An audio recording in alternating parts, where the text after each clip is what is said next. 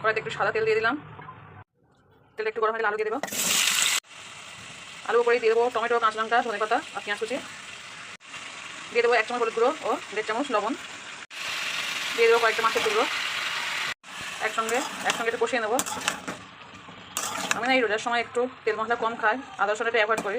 তো আমার মতো এরকম ঘষে মেজে মানে কে রান্না করেন একটু কমেন্ট মাধ্যমে জানাবেন।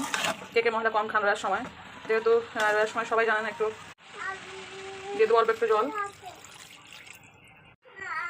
এবার আমি এটাকে চাপা দিয়ে দেবো কিছুক্ষণের জন্য। আমার মতো এইভাবে কে রান্না করেন অবশ্যই কিন্তু কমেন্টের মাধ্যমে জানাবেন। আমি রোজার সময় খুব ঝাল মশলা খাই না, যার জন্য এইভাবে প্রায় রান্না করি। আর মাংসটাকে একটু অ্যাভয়েড করি। সারা বছরই মাংস খাই, কিন্তু এই রমজান মাসটা আমি একটু মাংসটা কম খাই, একটু বেশি মাছ খাওয়া হয় আমার।